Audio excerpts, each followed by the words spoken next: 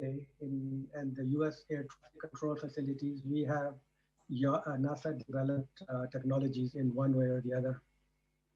And we encourage, of course, the private industry and academic partners to collaborate with us in developing the various capabilities that we're working on, whether it's commercial supersonic travel or increased use of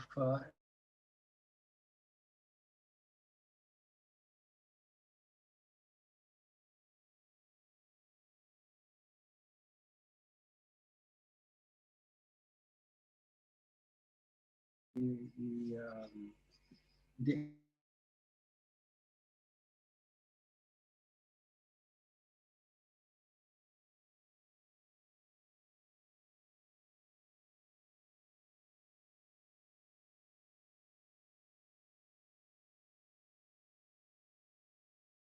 the traffic control.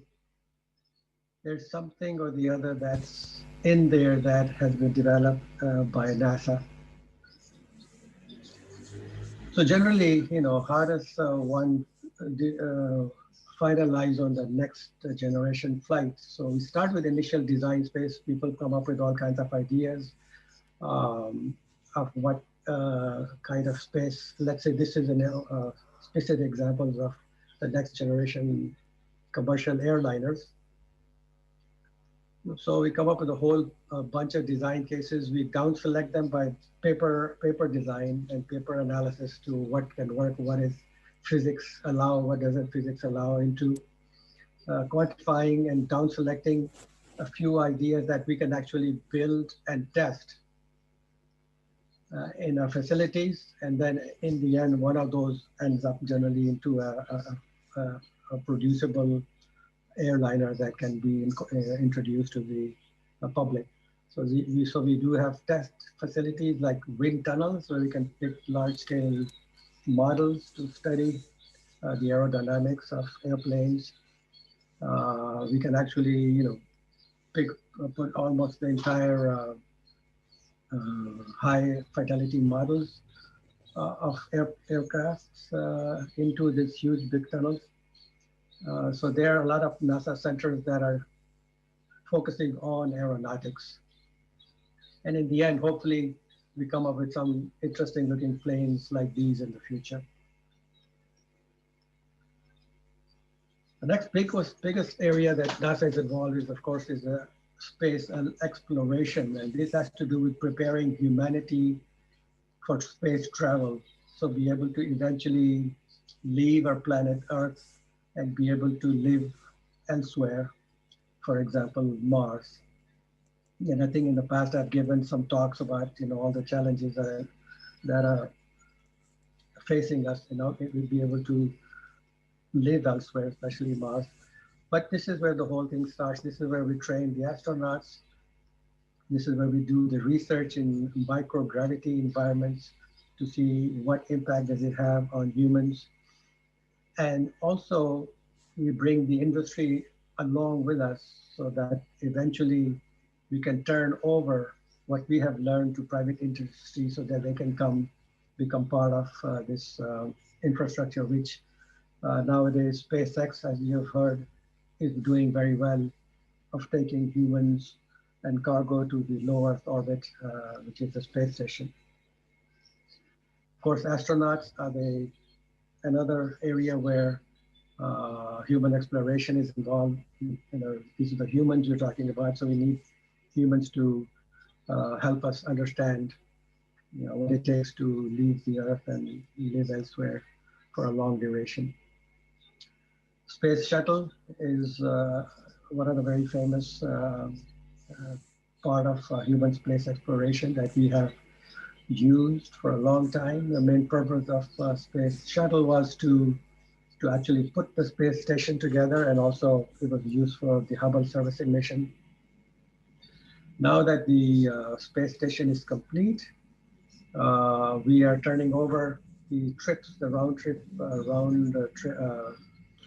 trip journey to and from the space station, taking the cargo to space station or humans to space station and bringing them back is to the private industry. So there are three companies, at least, that are now capable of going up to the space station and take the cargo and humans up to the space station.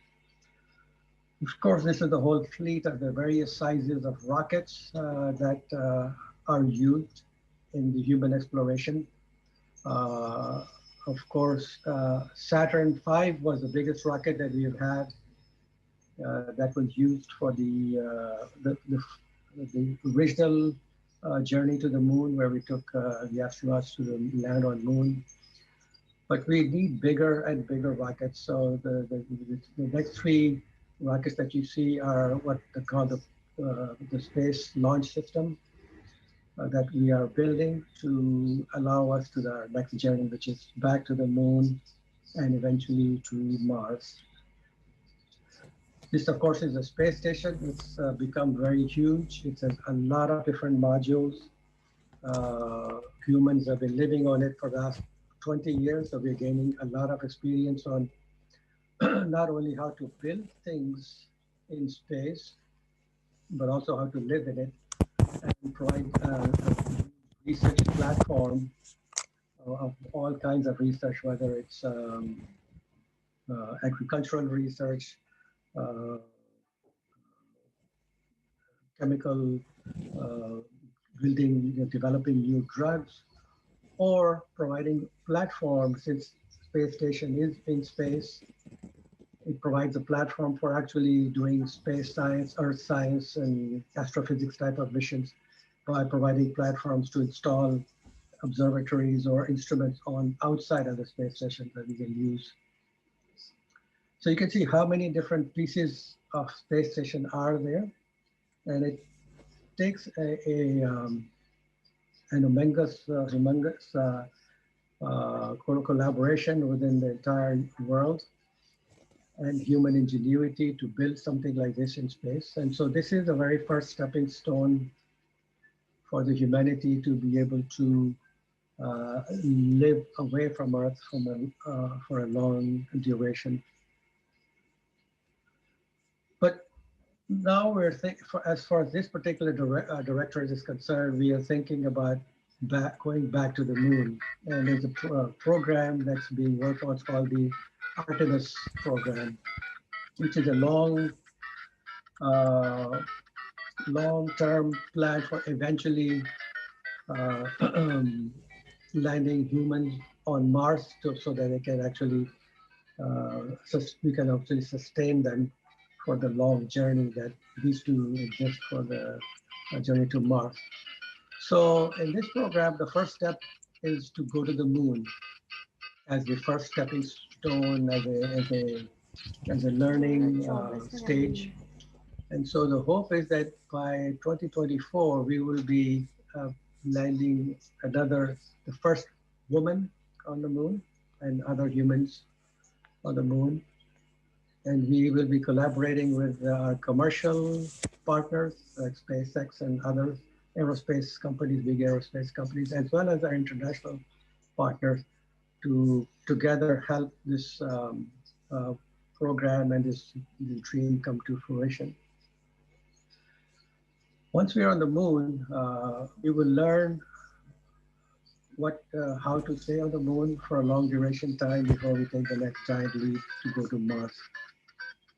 And to do that, we need to really learn how to live for several years in orbit on the surface of the moon, so that and figure out how to build operational capabilities and confidence on the surface of another heavenly body, to figure out, can we support life on that surface? How do we support life on that surface? Do we need to bring all the resources from the Earth, or can we actually figure out how to use the in situ resources? And so we'll be doing that on the surface of the moon. We would learn from it before we start venturing out to the Mars. So the next few slides are the various steps that we are going to be taking for the Artemis program in terms of eventually going to Mars. And so we're building the infrastructure right now to be able to do that. So what's that infrastructure? we are upgrading the launch facilities from Kennedy Space Center from Florida to be able to launch these massive rockets to take human and cargo into space, into towards the moon. And the Space Launch System, the SLS, is one of the biggest rockets we're building ever since Saturn V, which was the rocket that took humans to the moon the first time.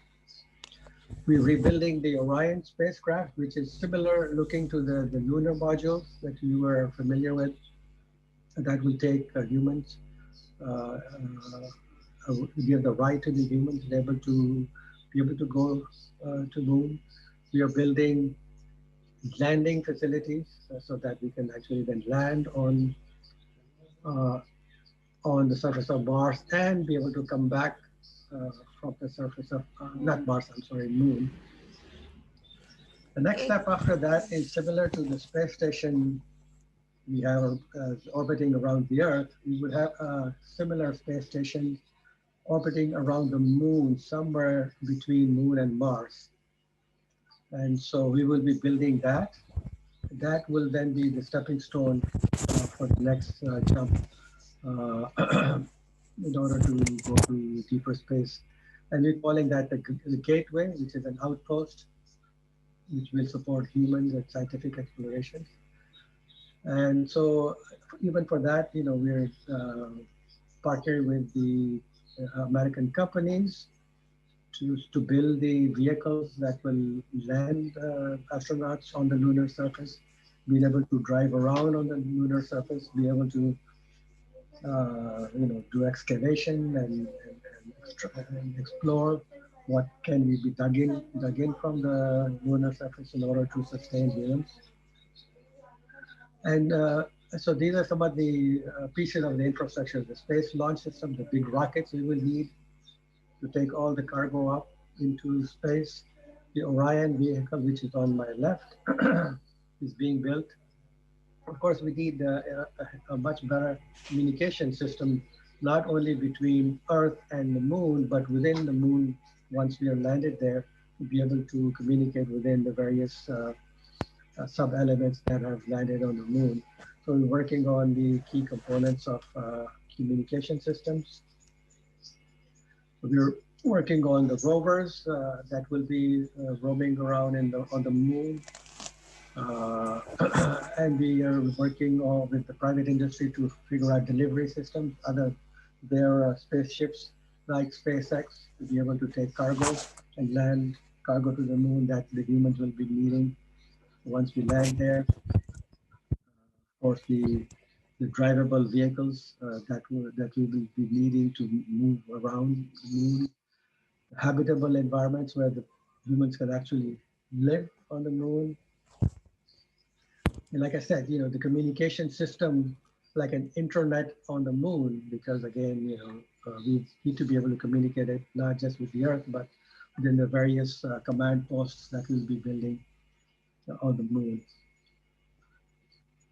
And so this is a kind of a picture of what we hope it will look like in a few years, maybe 10, 15 years from now, that we will be able to explore the surface of the moon with the humans and be able to actually sustain ourselves from within the resources that we can dig out of the surface of the moon. Of course, this is the gateway that I talked about. It would look like that we'll be able to, from moon go there before we actually step on towards Mars. The gateway has two elements: the propulsion and power system, which is the solar rays and other propulsion system that will keep it in space, and the habitation module where the humans can actually stay and live for a long time. We are this is a picture of actually vegetation being grown on space station, and so we are learning on how to grow things in space. We have had human presence on the space station for a long time, so we have a very good experience now on what does it do to human body for a long duration stay in zero gravity. So, like I said, by 2024 or so, we should be going back to the moon again, and maybe another 10 years or so after that, hopefully we'll be venturing out towards Mars. And hopefully some of you guys in the audience will be the ones who will be working on building the hardware for that journey. So it's not something that NASA can do alone. It is a very major undertaking. And so most of the rest of the world is involved in this journey. And I think this is available on the website, the Global Exploration Roadmap. This is a roadmap for the Artemis program that the international community has come together to produce. And so this is indeed the strategic roadmap that we'll be using from today until we end up on Mars. And you can see all the countries and other space agencies that have signed up to be part of this. Other than NASA, we have the United Kingdom, United Arab Emirates, Ukraine, Russia, India, Australia, Canada, even China, of course, the European Space Agency, and France. So this is a little bit of summary of the human exploration part of NASA, which is probably the biggest one and also the most visible one to the general population. So let's jump into the sciences, the science directorate within NASA. The first one is the Earth science. And so the objective of this directorate is to really understand our own Earth, the Earth that we live on. How do the various sub-elements of the Earth, whether water, atmosphere, land, wind, interact with each other to create the weather, the climate, what's impacting the air quality. It allows us to do some resource management by being able to look at the Earth from a space, from a bigger picture perspective. We can use the satellites for disaster management, which I'll show you some examples of. And of course, farms and fisheries make a good, excellent use of the data that we collect from our Earth science program. So, like I said earlier, we developed new ways to observe and study the Earth and how it's interconnected natural systems. And to really understand that, we need to be studying and collecting data over a very long period of time, because it takes a long time for things to change. And so we need to be studying the Earth for a long time to really understand the system, the Earth as a system. So some of the biggest questions we're trying to answer is, how is our planet changing now? And how could it change in the future? And you also have, a little bit more practical impact of the Earth Science program by having these satellite observatories looking down on our Earth, and those we can use it to manage, and like I said, manage farms and our national parks. We can respond to natural disasters. We can observe air quality from all the way from the equator all the way to the pole, and see what's going on, what's happening to the air quality, and then of course its impact on the destruction of the air quality. Of course, weather forecasting is becoming more and more accurate as we go, and of course managing the natural resources.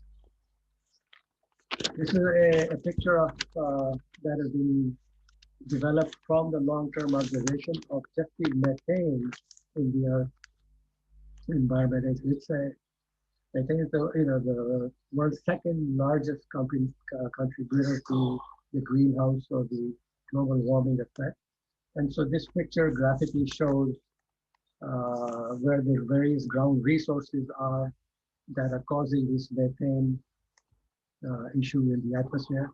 And so from the ground, we are limited to one small area to observe, and so you can't really get a full picture of Earth as a system, whereas from space, you can do those kind of things. This is a study of one of the mountain ranges in Morocco. By studying this mountain range in different wavelengths, you can actually detect the various minerals that are available within that mountain range, and also understand how the mountain range came to be formed, and so on. And that's an interesting part of the Earth Science program. Of course, we can monitor fires that are going on. This picture is from a fire in Tucson, Arizona. And you can see where the vegetation is and where the fires are. And so you can help the firefighting community to direct in the right direction by observing what's going on in space. These are the current fires that are going on in California. And so we can see where those are happening. And of course, this is close to home. Every fall where in India and Punjab area and Pakistan, the farmers burn their crops. And you can observe that from space. And these are all the red places where all the crops are being burned, and which, of course, you all know how it adds to the air pollution in our countries. Like I said, space station is also a platform for space science and earth science. And this is the picture taken by from the space station about a volcano that erupted in 2019. So we can study the flow of the plume, that the dust that was erupted from the volcano, and how it's traveling to the rest of the world. So moving on to space science in a sense. So now we go into heliophysics, which is the studying of our sun. And so the heliophysics objectives are to really understand what causes sun vary in its intensity. How does the Earth and planets respond to the sun's reaction, and how do they interact with each other? And how does the behavior of the sun impact humanity, and how we can protect ourselves from the dangerous parts of the solar activity. This is a long-term video of the solar system that one of our satellites have taken. Again, it's like I said, took a lot of data to collect and be able to produce this picture. I guess this was a video, yeah. It's a close-up of eruptions that every once in a while happen. It's called the coronal mass ejection. That the sun ejects very, very dangerous particles all into the space. Some of them come traveling towards Earth and disrupts a lot of things that are going on Earth. So we need to be able to figure out how to live peacefully with our star. And so we need to be able to map the interconnected system by holistically looking at the sun-Earth connection and to understand why solar eruptions occur, how often do they occur, what does it do to the environment of the Earth, how are we protected by it, and what should we do not to disrupt that protective system. We've been studying sun for a long time, and we now know that solar activity has a 11-year cycle. Has to do with sunspots, and so the solar intensity goes up and down over an 11-year period. So understanding the solar cycle is become quite important for understanding its impact on Earth. We also study the magnetosphere of our own Earth.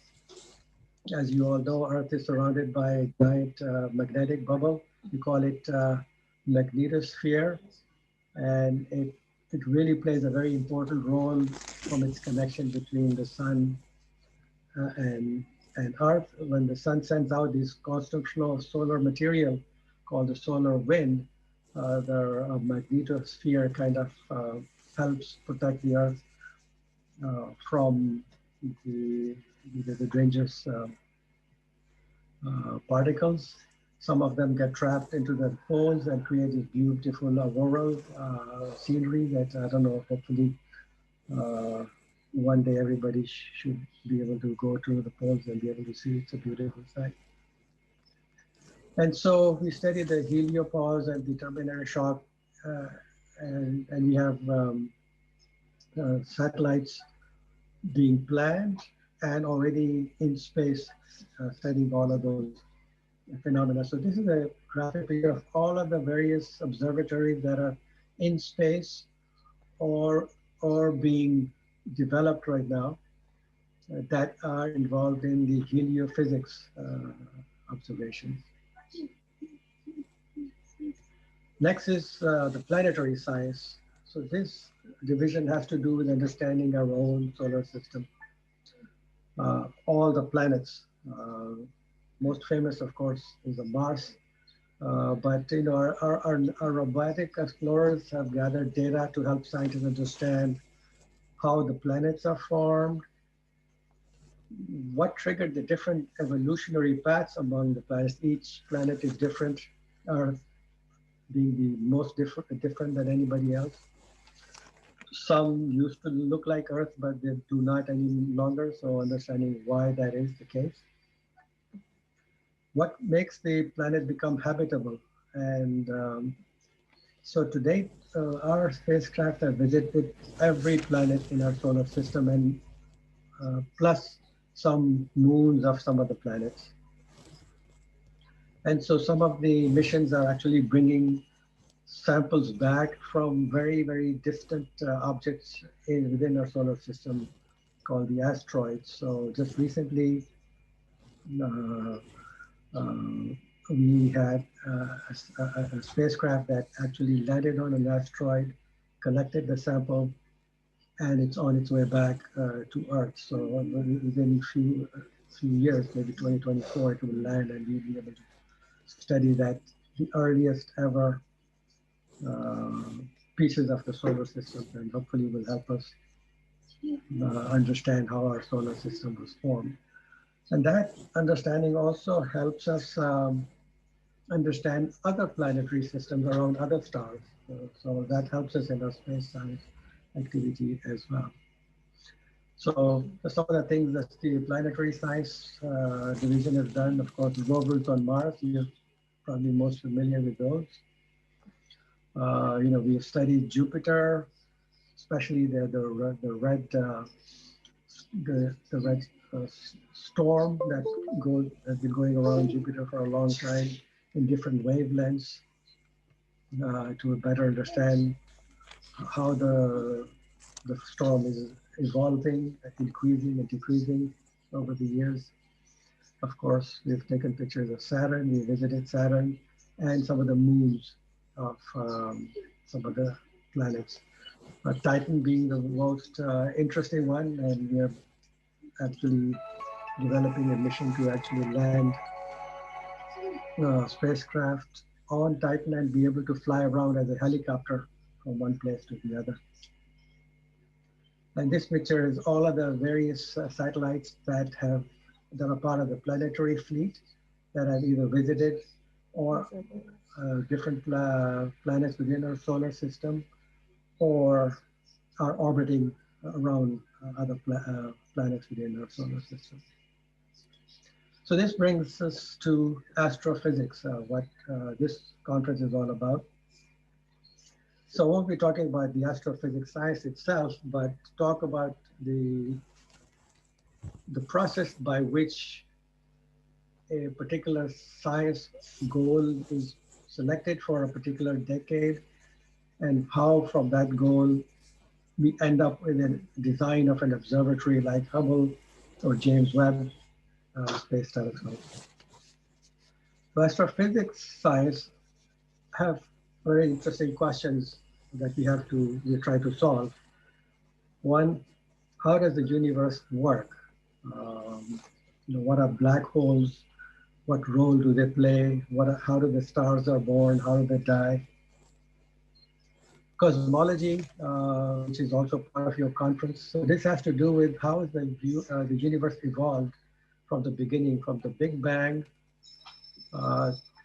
which implies a very uniform distribution of matter all across all directions. But in today's universe, which is 13.5 billion years later, we see that the universe is quite clumpy.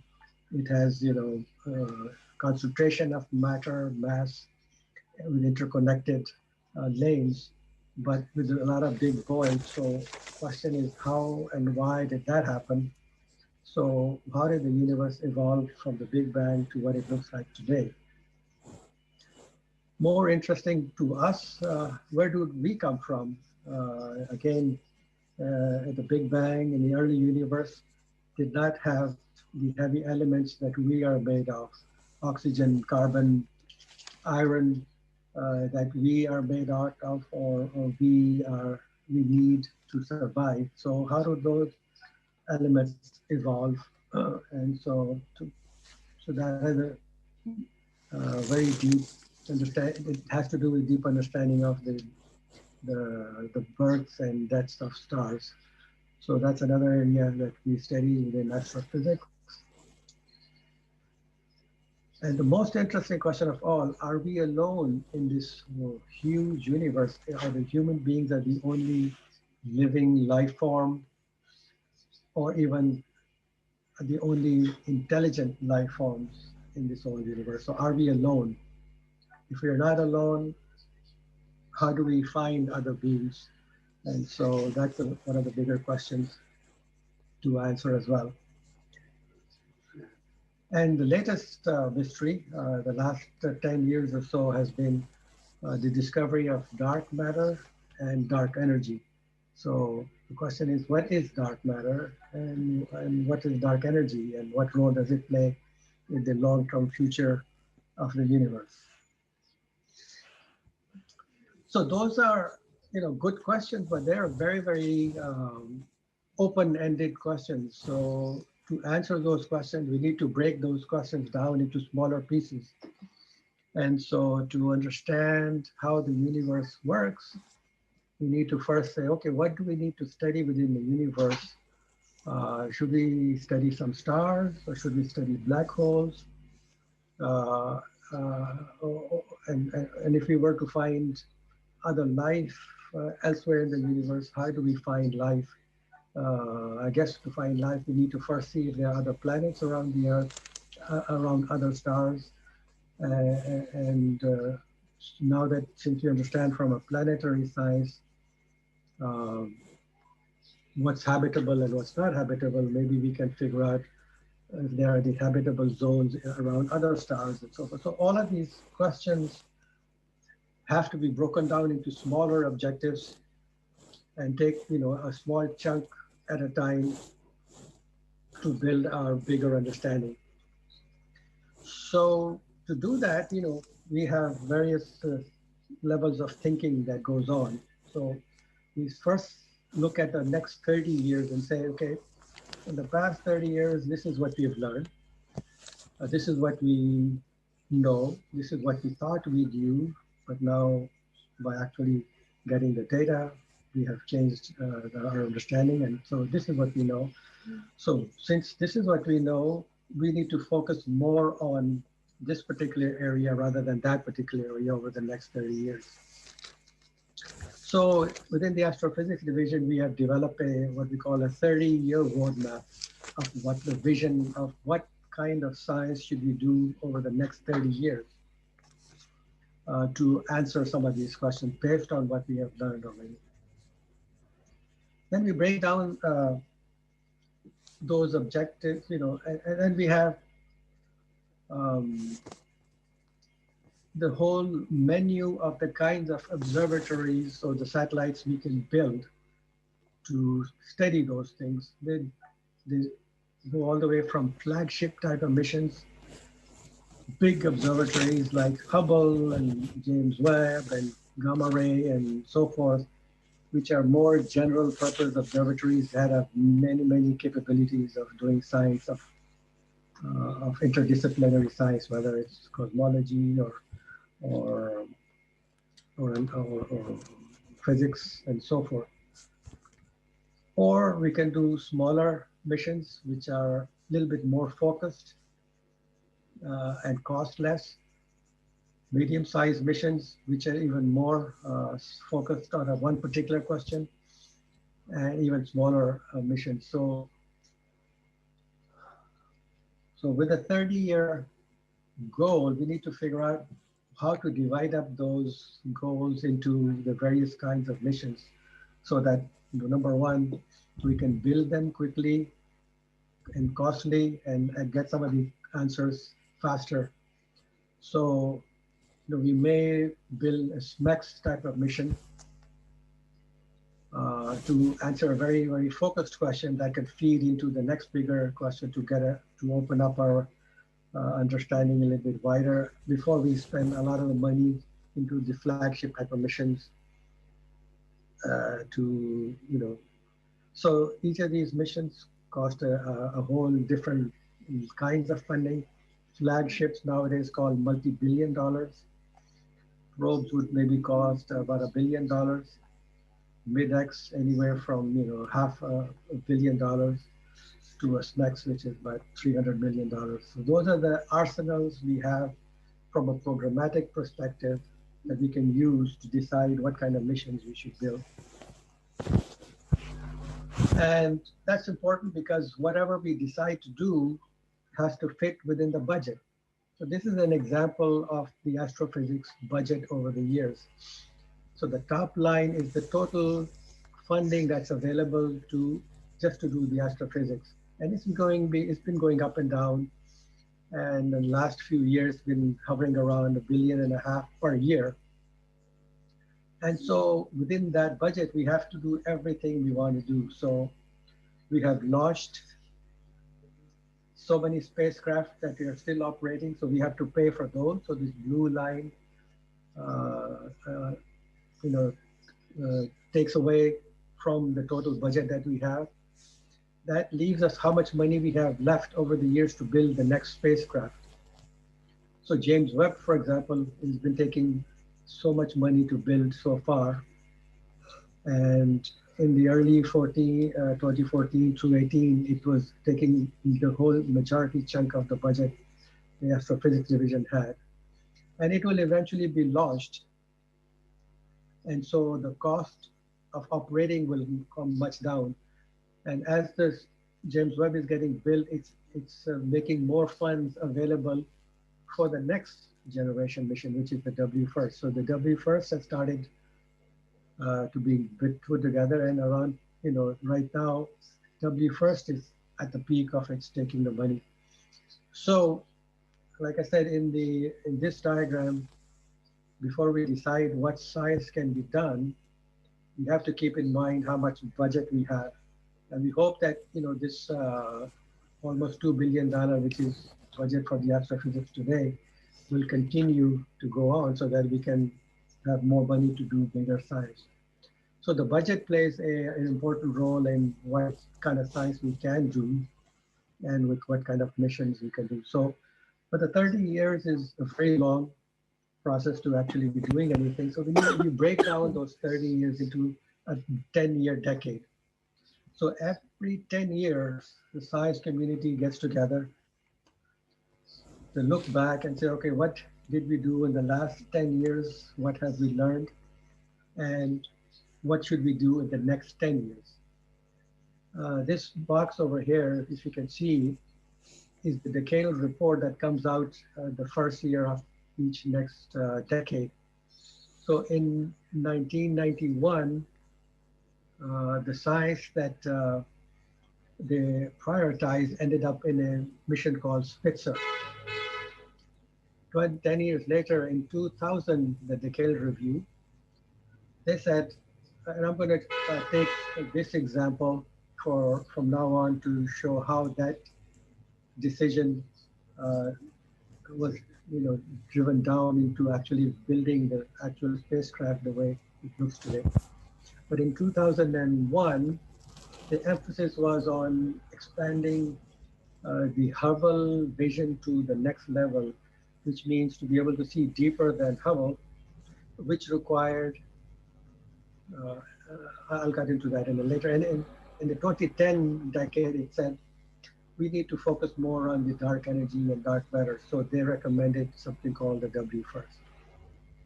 So this is how the strategy is broken down from a 30 years into chunks of 10 years at a time. And then the 2020 decadal is actually going on right now, and I'll come to that in a minute. But so let's start with the 2000 decadal survey. So the decadal survey, which is the science community within the US, not NASA, they said, okay, this is what the most important science in this decade is, and this is what we should be doing.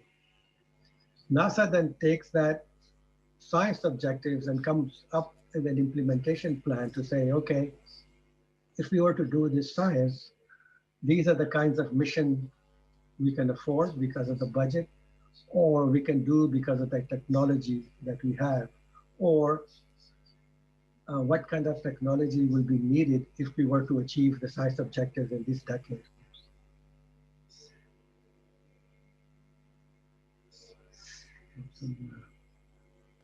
Gone too far ahead.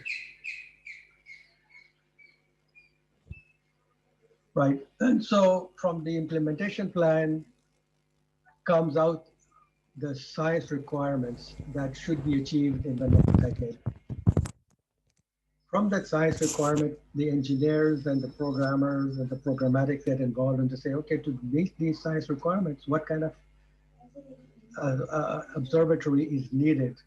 And then to build that observatory, do we have the right technology to build that, or do we first need to develop that technology before we can actually start building that the telescope, and what kind of investments do we need to make in the technology to be able to meet the decadal survey recommendation. So let's start with James Webb. So in 2000 decadal survey, they said the science they recommended kind of required that we need to have as big an optics as possible, much bigger than Hubble, and that it should be optimized for infrared, because to be able to see farther than Hubble, all the older galaxies are transmitting their light in infrared, and so therefore this telescope needs to be optimized for infrared. So from those science drivers, it dictated that the primary mirror of this observatory has got to be at least 6 or 8 meters in diameter, otherwise it's no use. To be better than Hubble, it got to be at least 6 to 8 meters long, and it should be cryogenically cooled, not just the telescope itself, but all the instruments have to be cryogenically cooled and operate at the temperatures of 30, 40 degrees Kelvin if it's to be an infrared telescope. So how do we make a telescope to be that cold? We need to use the space. I mean, it's too big to cool with any kind of cooling system. That's require too much resources to do that. So the space is cold enough. Why don't we allow it to cool down to space? But then we have sun and the earth radiation falling upon the mirror, and it will heat them up. So that drove that we need a sun shield, which you can see here, that needs to be built so that the mirror can be protected from any sun that hits on it. So that's well and good. On the right side, you see a picture of what the James Webb Space Telescope needs to look like. The mirror is 6.5 meters long. The sun shield is the size of a tennis court. The problem is we don't have a rocket big enough to fit all of that in this deployed form. So that drives now the technology question. How do we build a telescope so that we can actually fit it into the rocket that we already have or that we are building? So the biggest rocket, like I told you, was being built for the Space Launch System, which is no more than maybe a 9-10 meter fairing. And so a telescope with the size of a tennis court can definitely not fit. So three or four things have to happen. Number one, this mirror has to be foldable. The sun shield has to be foldable. And then a 6 foot, 6 meter mirror, if it was to be built like Hubble's mirror, will be so much heavier than Hubble that no rocket on Earth could actually lift it. So we needed to build segmented mirrors that were light-weighted. The problem with the light-weighted mirror is that once you are in orbit and you deploy the mirrors together, they may not maintain the shape that they need to maintain because of the temperature changes from the Earth's temperatures all the way to cryogenic temperatures. So it may not be a perfect mirror. So that required to design mirrors with actuators on the back of them so that in the case that they don't come back as a perfect mirror, that we can actually change the shape of the shape of the mirror to make it look like a single mirror. And of course, it had to fit within the available budget that we had at that time. So this is a picture of how big the James Webb primary mirror is as compared to the Hubble mirror. This is the actual picture of the James Webb actually being built, put together. You can see the segmented mirror, it's kind of folded, and you can see the sun shield is kind of semi-folded.